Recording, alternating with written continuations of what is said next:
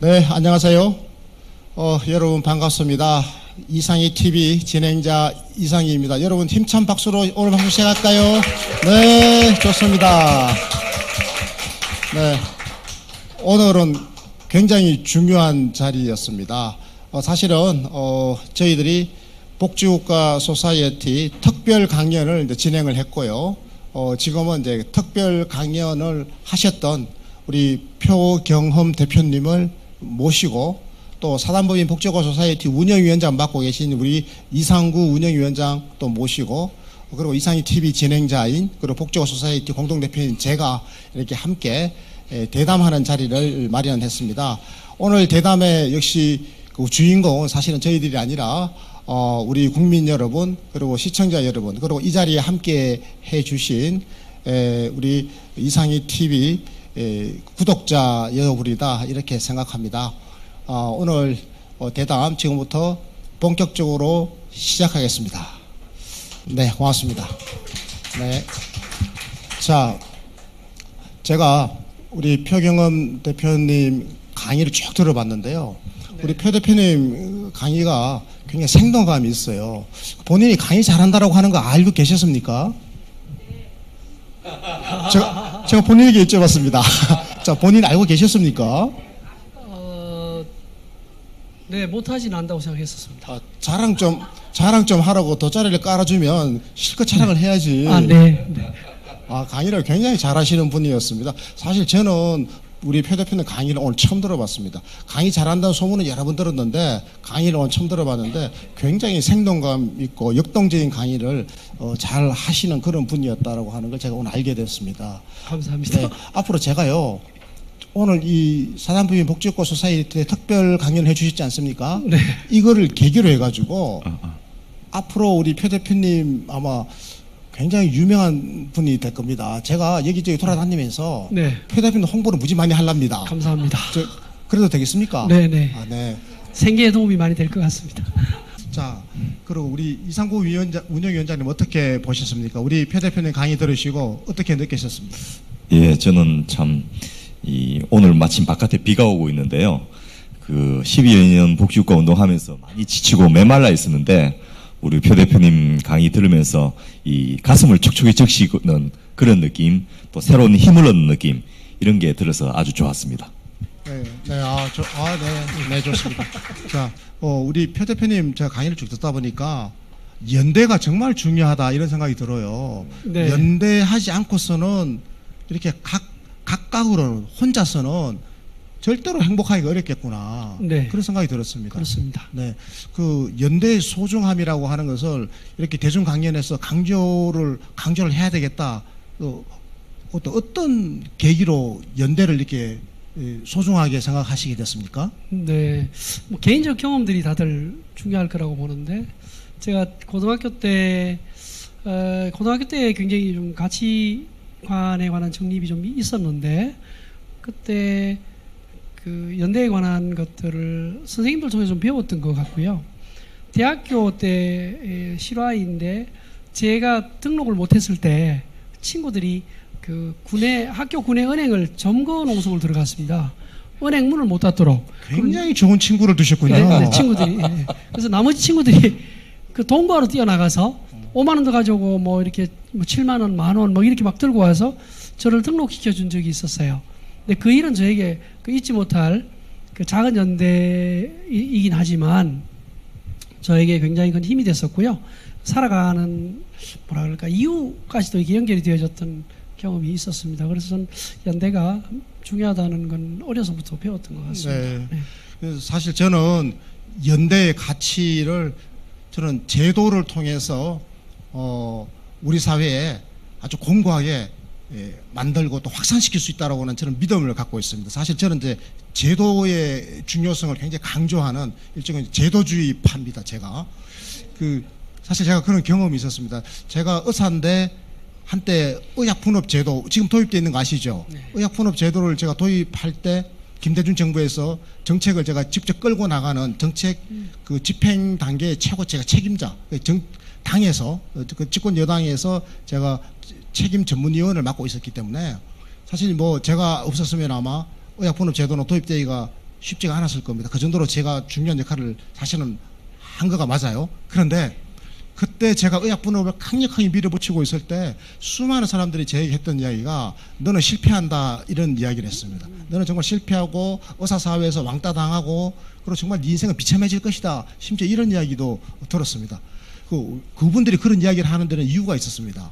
우리 국민들이 네가 아무리 그 제도가 정의롭다고 하더라도 국민이 안 받아들일 것이다. 왜냐하니까 동네 의원을 가든 약국에 가든 한 곳만 가면 모든 것이 다 원스톱으로 해결되는 이 편안한 세상을 두고 왜 아프면 동네 의원 가서 처방전을 받아서 아픈 사람이 또 약국까지 걸어가서 또 주고 그리고 돈은 더 많이 드는데 왜 이 불편하고 돈 많이 드는 일을 국민이 받아들인다고 너는 멍청하게도 생각하느냐 그랬습니다. 그래서 제가 그때 정말 생각을 많이 했습니다. 그래서 제가 확신을 가졌던 게요. 제도에 대해서 확신을 갖습니다. 우리 국민들이 그 주사 맞는 거 좋아하지 않습니까? 특히 할머니, 할아버지들 주사 안 놔주면 병원 가면 화를 냅니다. 그리고 병원 가자마자 궁뎅이부터 먼저 까요. 주사 놔달라고. 진찰 받기 전에 이미 궁뎅이부터 내린다니까요. 그리고 약을 몇 알만 주면 화를 내요. 약을 한 주먹을 줘야 그래야 좋아합니다. 그게 사실은 선진 외국하고는 지금 반대잖아요. 선진 외국은 주사 맞을 일이 생기면 굉장히 큰 병을 걸렸다고 속상해하고요. 주사 맞는 거 좋아하지 않고 약 먹는 것도 좋아하지 않습니다. 근데 왜 선진국의 국민들은 그런데 왜 우리 국민들은 이럴까를 생각해 보니까 제도가 달랐던 거예요. 서로 다른 제도에서 10년, 20년 길들여져 살다 보니까 그렇게 돼버린 것 아니겠습니까? 그래서 제가 이거를 바꿀 수 있겠구나. 이제 그런 경험을 제가 하면서 자, 제가 긴 이야기를 했는데요. 제가 무슨 말을 하려는지 이해를 하시죠? 결과적으로 지금 그 개인적으로 경험했던 그 연대의 힘 있잖아요. 그건 어떻게 보면 일회적이고 또 우발적이고 순전히 개인적인 거잖아요. 다른 곳에서는 그냥 등록금 없는 사람은 그냥 등록 못하고 말지 친구들이 도와주고 이런 거 일어나지 않거든요. 정말 10,000명 중에 10,000케이스 중에 한 케이스 있을까 말까 한 일을 개인적으로 경험해 보신 건데 이걸 개인적이고 일회적이고 파편적인 게 아니라 전면적으로 제도적으로 온 국민에게 관철되는 그런 연대를 만들어야 될 거 아니겠어요. 그거 어떻게 하면 만들 수 있습니까? 그걸 알면 제가 정치 지도자가 되지 않았을까요?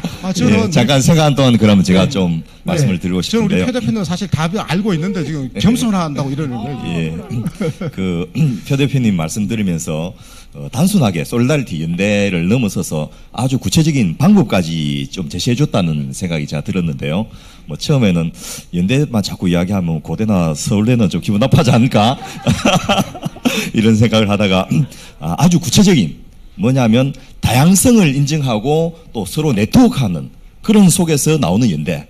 그래서 복지국가 소사이티에 대해서 평가하실 때 같은 전공자가 아닌 굉장히 다양한 사람들이 모였기 때문에 그 돌파력이 있었고 발전 가능성이 있었다 이런 분석을 해주셔서 한편으로서는 참 기쁘고 또 한편으로서는 야 어떻게 바깥에서 정확히 보신 분이 계셨구나 이런 생각이 제가 들었는데 역시 해보니까 예를 들면 저희 복지국가 소사이티는 기본적으로 연구소 싱크탱크거든요. 그런데 저 뭐 국가로부터 연구비 받거나 이런 게 없이 연구하고 싶은 분들은 오셔가지고 각자 돈 내서 이렇게 같이 밥 먹으면서 회의하면서 또 자료도 모으면서 이렇게 저 연구를 했는데 그 원칙 중에 하나가 같은 전공자들끼리 모이지 않았어요. 정말 다양한 전공자들끼리 모였더니 거기서 새로운 게 나오더라고요. 그리고 해결책도 나오더라는 거죠. 그래서 이런 것이 우리가 새로 추구해야 될 뭐 사실은 돈이 없어가지고 저희가 그 같은 부류의 사람들을 모을 수 있는 능력이 안 됐던 그런 어쩔 수 없는 점도 있었지만은 오히려 그게 전화위복의 계기가 됐던 이런 생각을 하면서 이제는 이 대한민국의 위상이나 능력이 맞도록 세계에서 상당히 큰 나라지 않습니까? 그래서 이런 다양성을 포괄할 수 있는 그런 연대를 앞으로 우리가 제시해야지 국민들이 따라오지 않겠나 이런 생각을 저는 들으면서 했습니다. 근데 우리 연대 사실은 잘하기도 해요. 예를 들어서 그 택시 업계에 큰 위기가 닥치면 택시 운전 기사님들이 몇천 명씩 그냥 10,000명씩 막 모여버리지 않습니까? 노동자들도 생존권의 위협을 느끼면 막 엄청 모이죠. 그런데 이제 그런 어떤 절박한 상황에서 모이는 연대, 그거는 이제 일회적으로 거기서 대부분 끝나버린 경우가 많지 않습니까? 또 그 문제 해결되고 나면 그 다음에 안 보이잖아요. 그래서 어떻게 하면 지속 가능한 연대가 가능할까? 이게 우리 사회의 고민이에요. 어떻게 하면 가능하죠? 지속 가능한 연대? 정답이 될 수는 없지만 저는 이제 우리가 연대라고 하면 스트롱타이 네트워크를 생각하는 것 같아요. 그러니까 강한 연대, 강한 밀도 뭐 이런 것들을 굉장히 중요한 기존의 이제 가치였다고 보는데 지금 사회는 저는 느슨한 연대가 주류로 이미 자리 잡은 지 오래됐다라고 생각을 합니다. 그런 점에서 본다면 느슨한 연대를 어떻게 소셜 미디어하고 결합할 것인가를 고민해야 하고 복지고 소사이어티뿐만 아니라 복지운동을 하는 사람들의 내용을 지속적으로 퍼나르고 함께 공유하는 그러한 그 일종의 지원단이랄까요? 그런 것들을 함께 만들 필요가 있겠다 생각이 들고 짧은 경험이었습니다만은 1999년이었는지 2000년인지 제가 정확히 기억이 나진 않는데 장애인 복지 시설 쪽에 제가 일을 하면서 잠깐 일을 하면서 그때 장애인 복지 시설은 365일 24시간 일을 했습니다. 휴가도 없었고요. 그러니까 한 사람이 계속 일을 해야만 했는데 이것을 이제 2배수 운동이라고 해서 최소한 12시간 노동하게 해달라라고 하는 연대체를 만들어서 활동을 했던 기억이 나고요. 그때 제가 맡아서 했던 활동은 인터넷 1만 클릭 그 운동을 했었어요. 그 1만 클릭이 어디를 1만 클릭을 하냐면 방송국, 신문사, 국회의원, 지방자치단체장, 보건복지부 뭐 이런 데를 1만 클릭 운동하던 그게 있었는데 그때는 1만 클릭이 굉장히 큰 거였어요. 그렇게 해서 그때 그 국비를 250억을 받아냈고 그래서 2배수를 만들었던 경험이 있습니다. 그때 느슨한 네트워크였거든요. 그 느슨한 네트워크를 확장하는 방식이 저는 좀 필요하지 않겠는가, 유효함이 좀 있지 않을까 이런 생각합니다. 그 제가 한 6개월 전에 그 덴마크를 다녀온 적이 있었습니다. 그 덴마크 정부가 저 출장비를 돈을 주겠다고 그래서 제가 갔다 왔죠. 저는 뭐 우리나라 공무원들처럼 지방 그 의원들처럼 뭐 국민 세금으로 그 외유성으로 갔던 건 절대 아니고요. 진짜로 우리 국민의 세금이 아니라 덴마크 국민의 세금으로 덴마크 대사관에서 주한 대사관에서 좀 가서 보고 와라. 한국 사회에도 도움이 될 거다. 이번에 저 문재인 대통령께서 갔다 오셨잖아요. 그때 배우는 거, 그 소위 말해서 이게 웰페어 테크놀로지라고 복지 기술, 복지 경제 이런 영역을 제가 좀 배우겠다고 자주간 좀 배우고 왔어요. 그 나라를 가서 이렇게 며칠을 둘러보고 이야기도 많이 들어보고 또 제가 그 간다고 또 책도 읽어보고 막 갔는데 그 나라에서 제가 깜짝 놀란 게요. 정말로 그 나라는 연대를 잘 하더라고요. 그 나라는 고대가 없어요.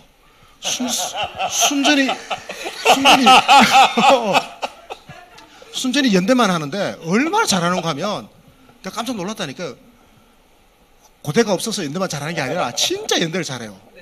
그런 사람만 모이면요 협동조합을 만들어버려요. 협동조합이 수만 개가 되는 거예요. 그냥 한 마을에 협동조합이 여러 개가 있습니다. 이렇게 모이고 저렇게 한 10명 모이면 협동조합을 만드는 겁니다. 그래서 제가 아주 깜짝 놀랐는데요. 그걸 왜 그렇게 자꾸 만들었냐 하니까 그렇게 만들어가지고 함께 뭐를 하다 보면 사회 구성원들의 행복도가 증진되고 또 거기서 좋은 아이디어가 나오면 그게 상품으로 개발돼가지고 그게 엄청난 부가가치를 또 만드는 경우도 많이 생긴대요. 그래서 또 왜 그게 가능한가를 봤더니 정부가, 복지국가잖아요. 복지국가의 네트워크에 의해 가지고 제도적으로 모든 사람들이 이렇게 연대할 수 있도록 하는 그런 토양이 만들어져 있는 거예요. 그러니까 이게 복지국가 속에서 사람들이 연대를 하고 복지국가라고 하는 것 그 자체가 제도적으로 연대체잖아요. 내가 아이를 낳았는데 내 아이를 사회가 키워주는 거니까 사실은 이웃집에서 다 키워주는 거랑 똑같은 거잖아요. 그러니까 이게 모든 게 다 이게 복지를 통해서 보편적 복지를 통해서 이미 연대하도록 되어 있는데 그 속에서 저는 그 제도적 연대 말을 국가적 차원의 연대 말을 말하는 게 아니라 마을 단위에서 지역 사회에서 사람들 사이의 연대가 그 속에서 꼽히는 거예요. 이게 가능하더라고요. 그러니까 우리 표 대표님이 말씀하시는 어떤 그런 여러 종류의 자생적인 연대의 모델들 있지 않습니까? 다양한 서로 다른 사람들이 연대하는 그런 가능성을 여는 것도 역시 국가 전체가 제도적으로 복지국가일 때 훨씬 더 용이해질 것 같다는 생각이 들어요. 그 제도적으로 뒷받침이 되면 용이해지는 것은 그건 말할 필요가 없을 만큼 좋은데 저는 이제 제도적인 측면에 발맞춰서 인식과 삶의 형태도 좀 갖춰가야 되지 않느냐라는 생각을 좀 갖는데 덴마크가 좀 전에 말씀하셨던 이런 생활 속에서의 이제 협동조합을 논의하셨는데 우리 아까 이제 강의 중에 잠깐 얘기를 했는데 리빙랩과 같은 이러한 것들도 누구라고요? 아, 리빙 랩. 네, 리빙랩. 네. 네. 뭐 삶 속의 연구소 뭐 이렇게 되는 건데 직역하면 그러니까 우리가 삶 속에서 이제 생활을 하다가 이런 것도 좀 수정하거나 좀 바꿀 수 없을까라고 하는 거리들을 찾아내는 모임들을 만들고 그 모임이 조금 더 이제 강한 연대체로 간다고 하면 저는 그것이 협동조합이 될 수 있다고 보고 또 그것보다는 협동조합보다는 이것이 사회운동 쪽으로 가야 될 부분이 또 있을 수 있다고 보는데 이제 그러한 것들을 방향과 경로는 다양하게 탐색할 수 있겠지만 그러한 측면에 있어서 생활운동과 인식의 어떤 성장 수준 이런 것들과 교수님 말씀하시는 제도적 뒷받침이 저는 이제 균형을 잡으면 그것이 복지국가의 제대로 된 모습을 자리 잡는데 도움이 되지 않을까 그런 생각을 좀 갖게 됩니다. 저는 거기다 하나 더 붙이고 싶은 게요. 연대를 통해서 국민들의 만족감, 행복감을 높일 수 있는 굉장히 중요한 기능이 있다. 이런 생각을 하게 되는데요. 우리 표 대표님 마지막 슬라이드에서도 그런 내용 일부 있었습니다만은 우리나라 사람은 특히나 상대적 박탈감, 상대적 소외감 이런 부분이 대단히 강한 분들이고 또 평등한 부분 이런 것이 특히 젊은 세대들에게 요구가 굉장히 많거든요.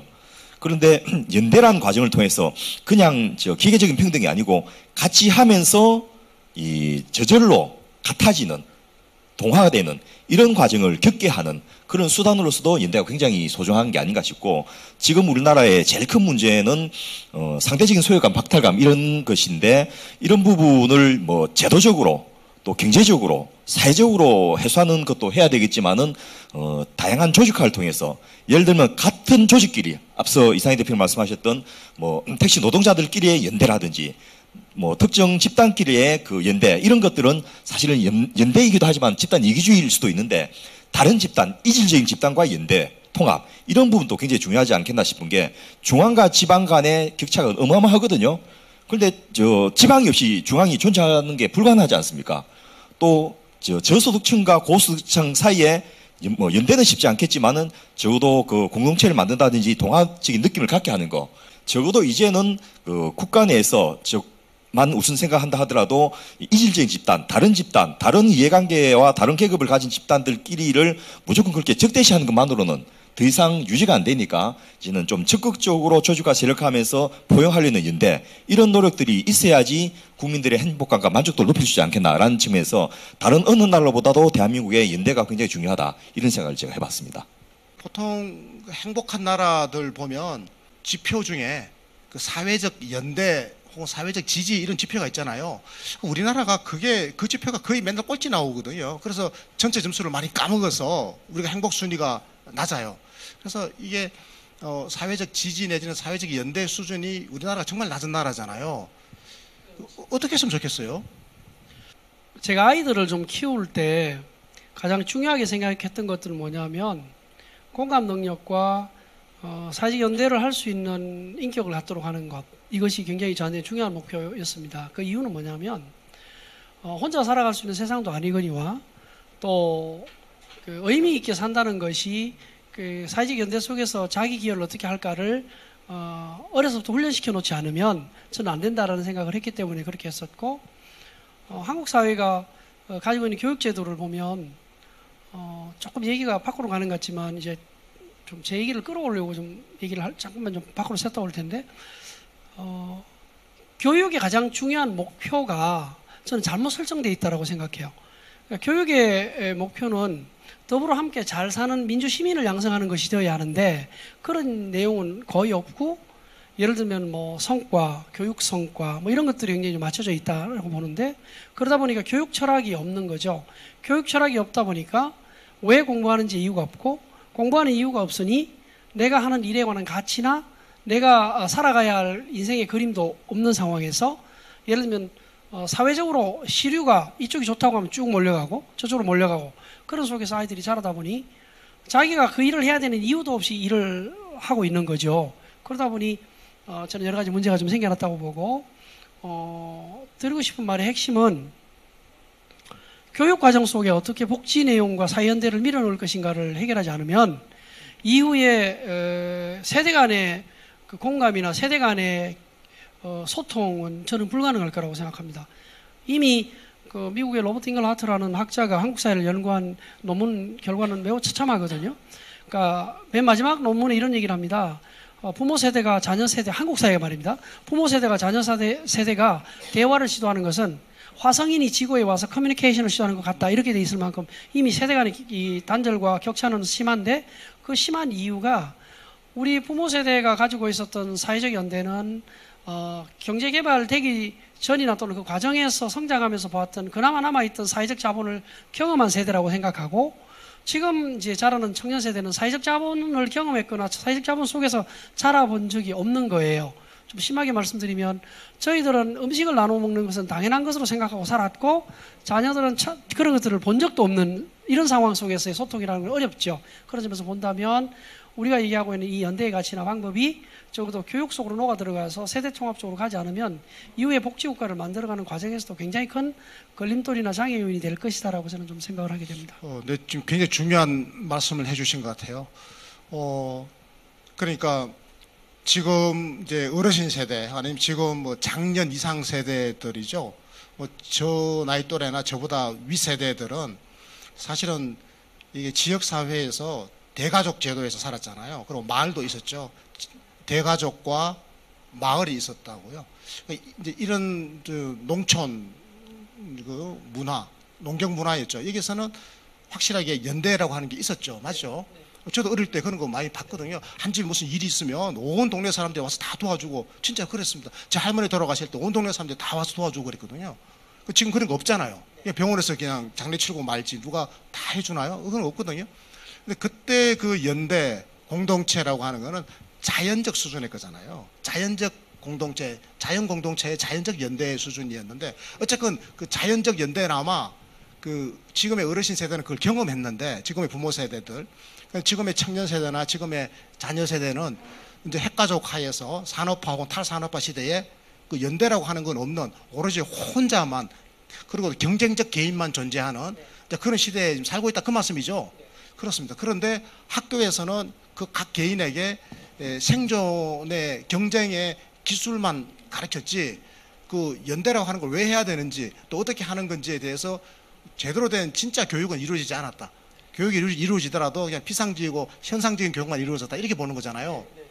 그런데 지금 이번에 문재인 대통령이 갔다 오신 북유럽 나라들, 스칸디네비아 나라들은 그게 학교에서 체계적으로 교육이 되지 않습니까? 그리고 가정에서도 지역사회에서도 여전히 연대가 걔네들은 살아있거든요. 이게 왜 가능할까? 어차피 그 북유럽 나라나 우리나라도 다 같이 이미 산업화와 탈산업화 시대, 그리고 개인주의가 팽만한, 그리고 그 핵가족 중심의 사회를 유지하고 있는데, 도대체 뭐가 다르길래 우리는 지금 이 모양인데 그 친구들은 연대를 잘하고 있을까? 그래서 연대를 잘하니까 지금 사회적 지지가 서로가 높아지고 행복한 거잖아요. 그 핵심이 뭘까? 우리 이상구 운영위원장한테 제가 그 핵심을 한번 말씀드릴 기회를 한번 줘볼까요? 아까 그게 답이 될지는 모르겠는데요. 저는 그 표 대표님 보여주신 동영상을 보면서 뭐 이미 본 동영상도 있고 오늘 새로 본 동영상도 있는데, 저런 것을 우리 학생들이 보고 배워야지, 저걸 또 경험하고 실습을 해야지 이게 자기 생활의 행동 양식으로 나타나지 않겠나, 이런 생각을 하거든. 지금 제도는 이상희 대표님 말씀하신 대로 상대편을 밟아라, 그리고 내가 그 위에 딛고 올라서라, 이것만을 교육시켰고, 이것이 유효한 시절이 있었습니다. 개발 독재 시절에 빨리 캐치업을 해서 1등 국가를 따라잡기 위해서는 그게 유용했는데, 지금 이미 여러 분야에서 우리가 1등을 하고 있는 단계에서는 그거는 별로 효율적인 방법이 아니더라는 거죠. 그래서 어떻게 하면 같이 갈 것인지, 예를 들면 학교에서 운동회를 하는데 그 넘어진 아이를 이렇게 세워서 같이 꼬련하는 이런 동영상이 굉장히 인기가 있었는 이유는 국가적으로 국민적으로 그런 모습을 선호하기 때문이거든요.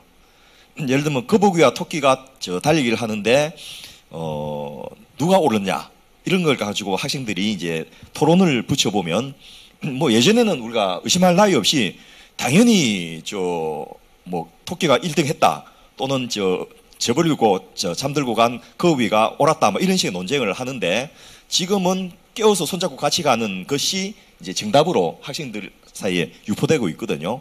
그런 걸 보면서 이제는 그냥 알았어, 하겠지 이런 것이 아니고 제도적으로 어떤 국가적인 효율성을 위해서도 그렇고 이 복잡다단한 대한민국이라는 사회를 포용하고 가기 위해서도 그렇고 교육부터 그런 식의 목표를 바꾸어서 연대가 생활화되도록 하고 또 그것이 학습되고 실천되고 실습될 수 있도록 하는 그런 것을 좀 해야 되지 않겠나라는 생각을 제가 답이한 답을 한번 제시해 보겠습니다. 우리 표 대표님이 아까 그 학교 교육에서 그 연대가 체계적으로 잘 교육돼야 된다고 말씀하셨잖아요.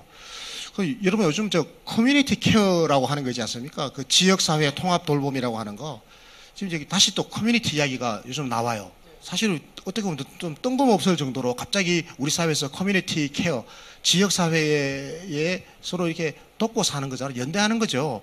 이런 개념이 이제 복지에 등장을 했는데 왜 이런 게 갑자기 등장했을까 제가 생각해 보니까 이제는 커뮤니티를 다시 연대라고 하는 거, 지역사회 풀뿌리 연대를 제도적으로 깨워내지 않고서는 대한민국이 이제 지속 가능하지가 않은 사회로 이미 와버린 거죠.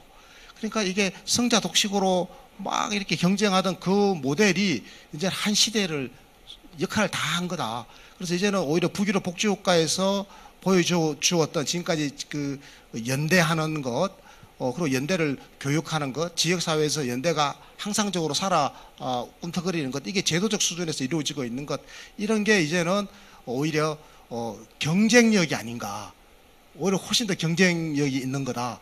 그러니까 북유럽 모델에서는 결과적으로 사회 구성원 한 명 한 명이 개인적으로 다양성이 인정되고 그리고 또 굉장히 유연하고 한 명 한 명이 오히려 미래 시대에 더 걸맞을 정도로 창의적이고 그렇지 않습니까? 그게 연대 틀 속에서 오히려 더 자라나더라. 이제 이런 걸로 또 연결될 수 있는 것 같고.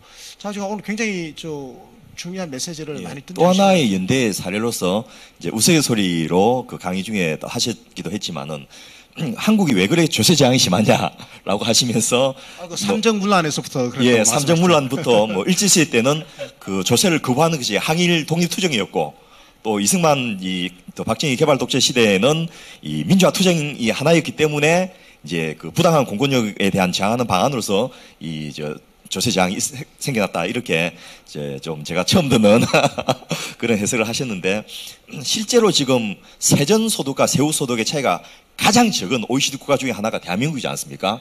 소위 말해서 우리나라의 조세제도는 사회연대를 전혀 담아내지 못하는 구조라는 거죠. 근데 그것이 과연 국가의 발전이나 효율화에 도움이 되느냐는 거죠. 다른 나라들이 가진 사람이 뭐 힘이 약해서 그 조세저항이 없었던 게 아니거든요. 국가가 제도적으로 또 다수의 민중들이 그 법과 정책으로 그것을 강요했기 때문에 연대가 그 구조화된 거죠. 그래서 그런 노력도 이제는 같이 하면서 조세저항을 하고 연대를 거부하는 세력들을 설득하고 또 받아 안아가면서 또 때로는 견인해 가면서 그런 연대가 상설화되고 세금 많이 내는 것을 자랑스럽게 생각하는 그런 국가로 분위기를 만들어가는 것도 해야 될 앞으로 중요한 일 중에 하나가 아닌가 생각을 해봤습니다.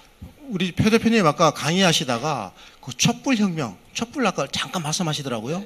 네, 그 촛불이 연대에 어떤 의미를 가질 수 있을까요? 그 느슨한 네트워크의 가장 대표적인 형태로 나타난 사회현상이라고 개인적으로 해석을 합니다. 얼마나 느슨하냐면 제가 계룡시에 살 적에 아들이 카드를 좀 달라고 그래요. 그래서 서울을 좀 다녀오겠다고. 그래서 저는 이제 뭐 서점을 가나 보다 생각을 했는데 촛불 집회를 가더라고요. 아들이 촛불 집회를 갔습니까? 예, 제 아이들이 홈스쿨을 했거든요. 학교를 다니진 않았는데 그 두 아들이 어디로 갔냐 했더니 사촌들을 모아가지고 서울에 사는 사촌들을 모아서 막 인증샷을 찍어서 막 올린 거예요. 저희 아이들은 스마트폰이 없으니까 이제 조카들이 그래서 같이 이제 올렸는데 그걸 왜 갔냐 이렇게 물었더니 첫 번째는 그냥 가보고 싶었다. 두 번째는 그 자리에 내가 꼭 있어야 될 것 같았다. 뭐 이런 얘기들을 아이가 했습니다. 홈스쿨링 성공하셨네요.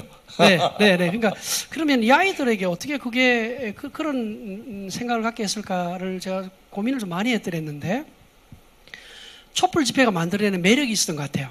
아이들을 충분히 끌어들일 만한 어떤 매력인지는 알 수는 없으나 그 매력이 있었고 그래서 이 사촌들끼리 중학생들끼리 뭉쳐서 이제 그 광화문에서 만나서 그 인증샷 찍고 같이 앉아서 얘기도 듣고 노래도 듣고 두 번을 다녀왔는데 시골에 사는 아이가 그 KTX를 타고 왕복한다는 건 자기 용돈의 상당한 부분을 투자하는 거거든요.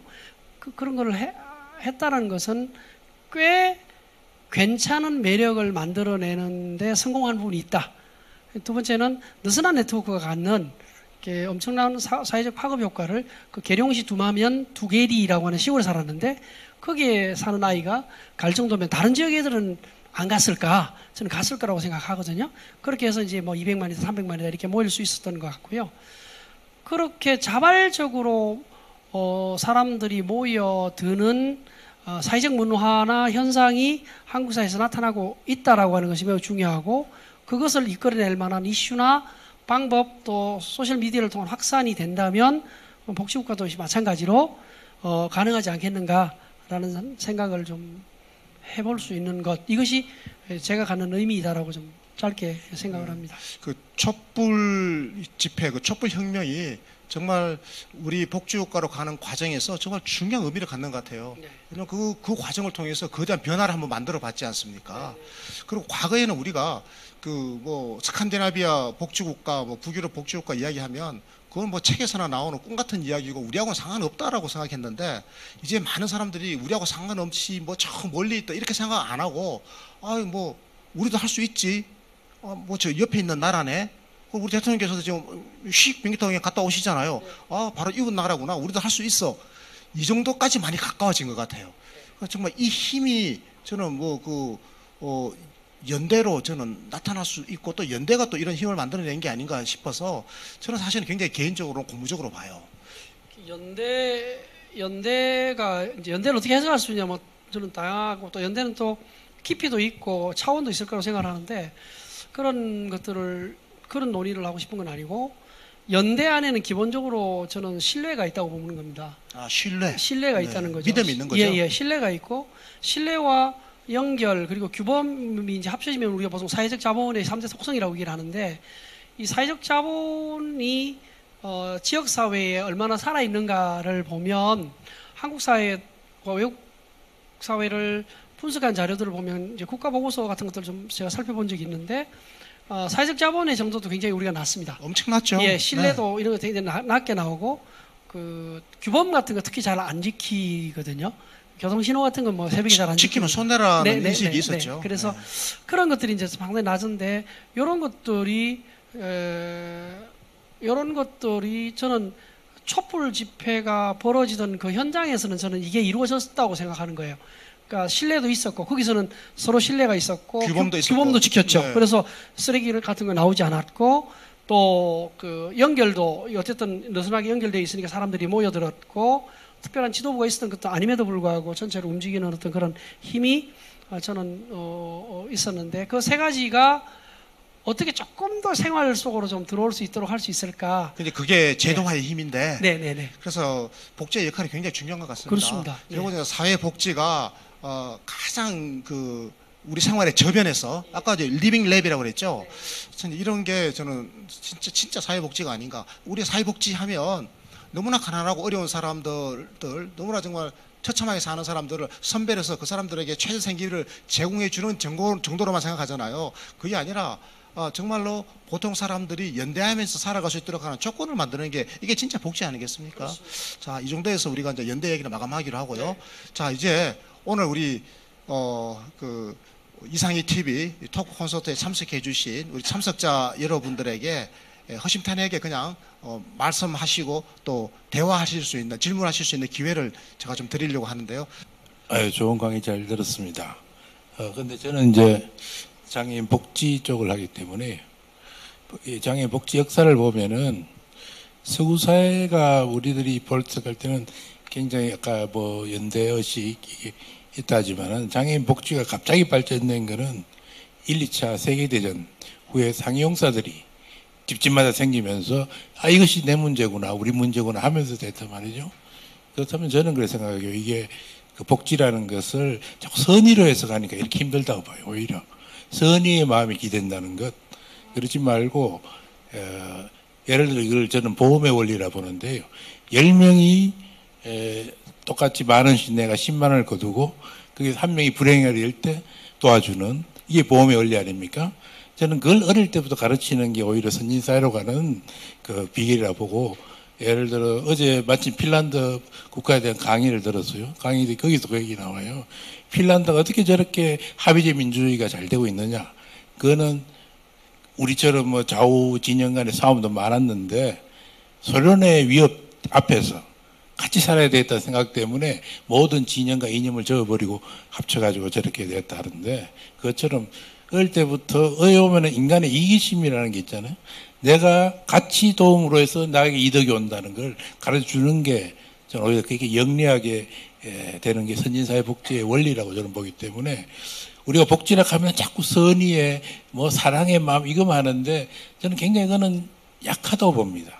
오히려 진정한 것은 인간의 기본 심리, 뭐 나쁘게 보면 이기심이죠. 이기심에 의거해서 내가 남을 도우는 게 내한테 돌아오는 것 같은 상부상조가 된다는 걸 어릴 때부터 가르치는 게 참 중요하다고 저는 그렇게 생각합니다. 거기에 대해서 의견을 좀 주시면. 네, 우리 정준교 선생님께서 아주 좋은 말씀을 해주셨네요. 그러니까 복지라고 하는 게 결국은 사회 보험의 원리하고 비슷한 거다 이 말이죠. 그 위험에 대해서 나도 저런 위험을 당할 수 있다라고 하는 거, 언제든지 내가 언제든 다치면 또 장애인이 될 수도 있으니까 장애인 복지 함께 힘써야 된다. 이게 이제 특정한 개인이라든지 너무나 어려운 처지에 있는 사람에 대한 어떤 선별적이고 자녀적이고 동정하는 복지가 아니라 나도 언젠가 저렇게 될 수 있다라는 것 때문에 우리 사회의 토대가 함께 거기에 대응책을 마련하는, 그러니까 이게 전형적으로 이제 보편적 복지를 해야 된다는 논리를 갖고 계신 거죠. 네, 그 장애인 복지를 이야기하시면서 보편적 복지의 원리를 설명을 해주시는데 어떤 생각을 하셨습니까? 전적으로 좀 동의하는 바가 좀 있었고요. 근데 이제 그 방법론에 있어서도 사회적 연대를 통한 해결이라고 하는 것은 결국 법과 제도를 통해서 완성이 되는 것인데, 그것을 좀 어릴 때부터 교육해야 한다. 그 대목이 저는 좀 개인적으로 동의하는 바입니다. 그래서 연대하는 것이 더 큰 이익이 된다라고 하는 것을 경험하면 저도 그것을 거부하거나 피하지 않을 거다라는 확신이 있습니다. 그런 점에서는 저는 뭐 충분히 동의를 할 수 있는 바였다 이런 생각이 듭니다. 제가 좀 그 장애인 복지를 가지고 그 방금 질문에 대한 답을 좀 해보고 싶은데요. 2003년도 그때 이제 노무현 정부가 처음 출범하고 그때 제가 대통령 비서실을 근무를 했는데 장애인 복지 정책이 뭔가 좀 진행이 잘 안 되는 거예요. 짜증도 나고 화도 나고 해가지고 그 내부적으로 이제 살짝 작업을 해가지고 청와대 전 직원은 장애 체험을 의무한다 이런 내부 규정을 만들었어요. 그래서 청와대 어디죠? 지금 기자실이 있는 그쪽부터 경복궁 지하철역 입구까지 장애 체험을 하게 만든 거예요. 청와대 전 직원을 2개로 나눠가지고. 그래서 그 시각장애인 눈 가리고 또 지체장애인 뭐 목발 짚거나 휠체어 타거나 그냥 걸어가면 얼마 안 되는 거리인데 정말 힘들더라고요. 저도 같이 했고 우리 사회정책 수석도 같이 하고 이 소통 수석도 같이 하고 이렇게 했는데 단기적으로 바로 그 다음 날 지하에 있는 장애인이 운영하던 매점이 그 총무비서관실하고 바꿔갖고 바로 1층으로 올라왔어요. 다리가 불편해갖고 업어서 올려야 되는데 옛날에 건물이라서 엘리베이터가 없었거든요. 그래서 매일 이제 출퇴근을 업어서 하는 그게 보기에 가슴 아팠는데 그렇게 수십 년 동안 안 되던 게 바로 하루아침에 되더라는 거죠. 그리고 장기적으로는 아마 그때 이상희 대표님이 이제 건강보험공단 연구원에 계시고 또 마침 건강보험공단 이사장님이 장애인이셔서 그게 됐겠지만은 전동 휠체어 이게 급여화가 이제 시작됐었습니다. 꽤 많은 진전이 이루어진 걸 보면서 지가 한번 겪어봐야 되겠구나 라는 생각을 진짜 하게 됐고요. 그래서 저는 예를 들면 우리 학생들이 장애 학교를 따로 만드는 그런 특수 분야도 있겠지만은 장애 통합 교육을 통해 가지고 장애 아들하고 같이 지내는 그 훈련과 연습을 하고 교육을 받는 그런 것도 필요하고요. 지금 북유럽 복지국가들은 다 그렇게 하고 있죠. 예. 장애 통합교육 최대한 하고 있죠. 그렇죠. 그리고 또 하나는 장애의 규정을 좀 더 넓혀버리자는 거죠. 지금은 장애인 인격과 아닌 것의 차이가 너무 크거든요. 수백 가지의 장애인에 대한 지원들이 장애 등급을 받으면 되고 없으면 싹 사라지는 all or nothing 이런 게임인데, 예를 들면 한시식 장애인, 후분 장애인 이런 제도를 통해 갖고 누구나 예를 들면 나 교통사고 나서 잠시 팔이 불편해. 그러면 그 장애 등급을 주는 거예요. 그리고 또 다리가 불편하면 장애 주차장에 설 수 있게 해주면 장애 주차장 넓게 하는 것에 대해서 아무도 반대 안 하고 장애인 대해서 특혜 주는 것이 자기도 해당될 수 있다는 생각 때문에 동의할 거라는 거죠. 물론 이제 뭐 장애 등급제를 폐지한다든지 이런 그 우선 급한 것들 먼저 해야 되겠지만은 그렇게 장애의 개념을 넓게 해버린 것도 장애에 대한 차별을 없애고 통합적인 사회로 가는 방법이 아닐까 이런 생각을 해봤습니다. 그리고 참 중요한 말씀 해주셨네요. 네. 그 우리 정준교 선생님이 좀 원리적으로 잘 설명해 주셨어요, 그죠? 그러니까 예를 들어서 장애인 복지 하나를 예를 들어서 설명하더라도 이 복지라고 하는 것은 자녀적 접근해서는 안 된다. 동정적 접근해서는 안 된다. 이거는 누구라도 당사자가 될 수 있다라고 하는 보편적 접근을 해야 된다. 그렇다면 그 위험은 우리 사회가 함께 공유해야 된다. 그래서 사회보험의 원리하고 비슷한 거다. 이 말씀 해주셨는데 이 말씀이 진짜 저는 마음에 너무 쏙 와닿아요. 얼마 전에 이런 일이 있었습니다. 박경석 씨인가요? 왜 장애인 이동권 운동하시는 분 있죠? 그분 정말 전설적인 운동가 아닙니까? 그분이 얼마나 그 투쟁 방식이 극단적이었던지 많은 사람들이 거기에 대해서 찬반 의견을 가지고 있었습니다. 뭐 심지어는 너무 심한 거 아니냐라는 이야기도 있을 정도로요. 극단적인 투쟁을 하거든요.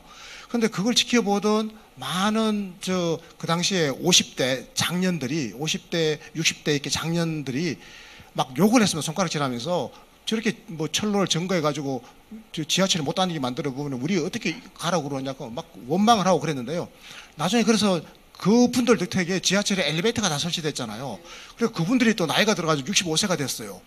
그래서 그분들이 다 그걸 엘리베이터를 타시는 거예요. 줄을 서가지고. 그래서 이제 그분들이 나중에 후회를 했다고. 내가 10년 전에 저분들이 장애인 이동권 투쟁할 때 그때 내가 손가락질하고 욕을 했는데 내가 지금 이걸 타고 있구나. 그러니까 결과적으로 이동권 문제라고 하는 이동이 불편해진다라고 하는 것은 당장 물리적으로 젊었을 때 장애가 있던 나이가 들어서 노화 현상으로 또 질병으로 장애가 왔던 어떤 그 이동의 문제라고 하는 위험에 대해서는 누구라도 닥칠 수 있는 문제라고 하는 그 말씀이 정말 저는 공감이 됩니다. 네. 자, 아주 훌륭한 질문 해주셔가지고 우리 이 토론의 분위기를 아주 훈훈하게 해주신 우리 정준교 선생님께 박수 한번 주십시다. 네. 자, 또 어떤 분이 문제를 제기해 주셨습니까? 네, 저는 빛골 광주광역시 남구 양림골 대한민국 복지의 성지라고 그 동네에서는 그러더라고요. 의료, 성교, 교육의 그 동네인데 저도 이제 이상희 교수님을 몇 년 전에 뵀었어요. 저도 장애인 6급인데 장애인이면서 그 광주까지 내려와서 강의도 듣고 그래서 근데 복지국가 소사이어티하고 이 복지 사회복지사 또 뭐 장애인 복지 노인부가 있는데 저는 좀 질의를 하고 싶습니다. 복지국가 소사이어티가 과연 정책만 내놨지 밑에 행동하는 행동가들을 얼마나 양성했는가 그것이 좀 문제가 되더라고요. 전부 저도 사회복지를 공부하면서 대학원 나와야 된대요. 그리고 연대가 그것이 연대예요. 대학원 나와서 뭐 이렇게 하고 그것이 연대인데 밑에서 직접 현장에서 뛰는 사람은 없어요. 제가 최근에 그 양림골에 사회복지사를 가지고 주민자치위원회를 한번 신청을 해봤거든요. 안 돼요. 우리 사회복지사들이 복지국가 운동가들이 그 동에 가면 주민자치 그 위원회라고 있었습니까? 그런 데 가서 실질적으로 운동한 사람들이 없고 전부 이렇게 이런 쪽으로만 많이 해요. 세 분 계시지만 혹시 각 동에 자기가 살고 있는 몇 통 몇 반인지 아십니까? 지금도 통반이 있어요. 군사 정권을 그때부터 있었던 것을. 그래서 뭐냐 하면 주민이 결정하는 주민행정 결정 시스템으로 해놓고 통반장들 그런 사람을 데려다가 거수기를 해가지고 지금도 하고 있더라고요.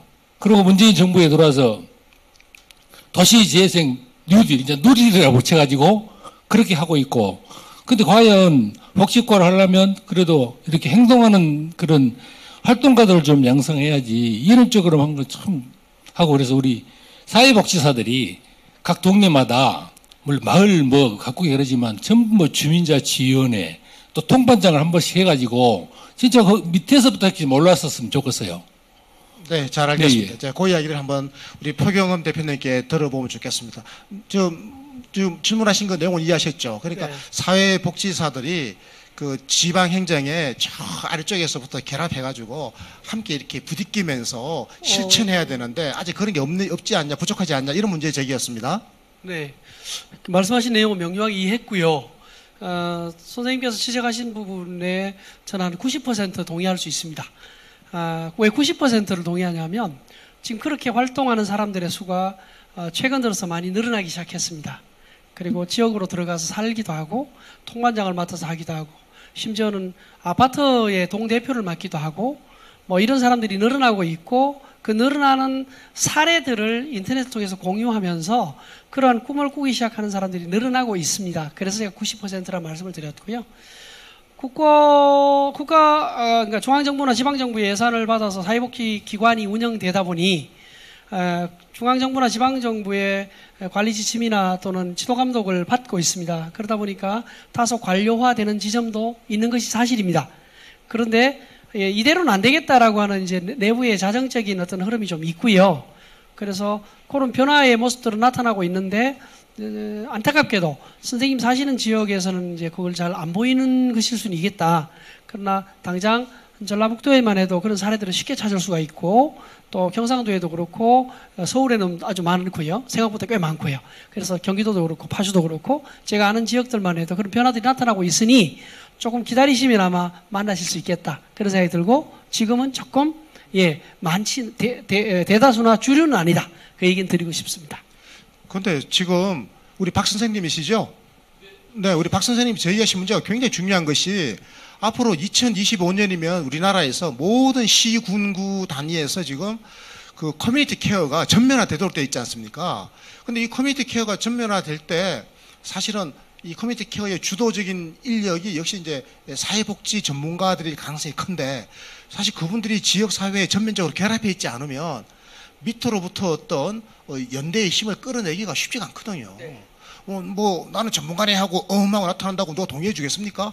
저 밑에 현장에서부터 이렇게 함께 동의가 된 그런 어떤 실천가일 때 또 전문가로서 나타나면 믿고 신뢰하고 따르고 또 이렇게 돼야 서로 또 뭔가를 내놓으려고 하고 이렇게 될 거다 이런 생각이 들어요. 전 두 가지 측면에서 답을 드리고 싶은데요.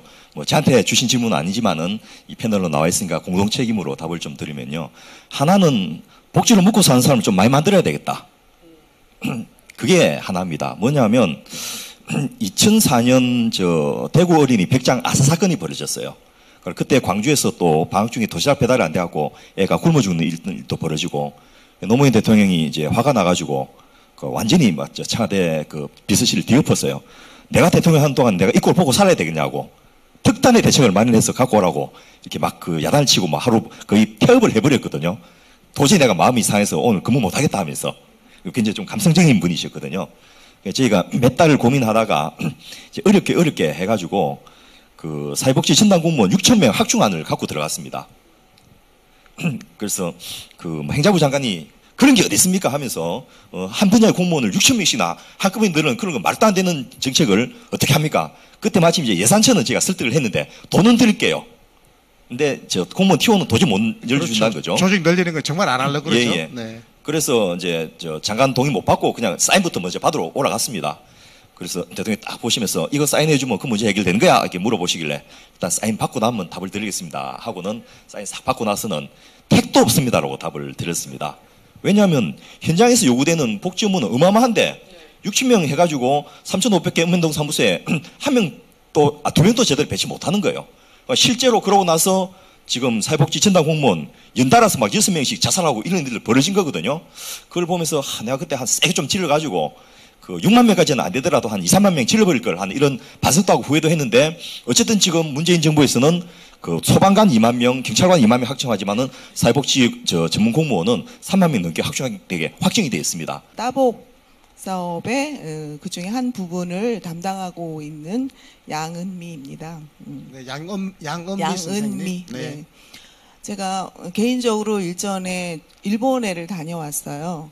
거기서 어떤 걸 봤냐면 그때 이제 개인적으로 이제 조선학교를 갔었는데 조선학교 또 옛날과 달라서 이제 아이들을 안 낳으니까 학교 교실이 남아 도는 거예요.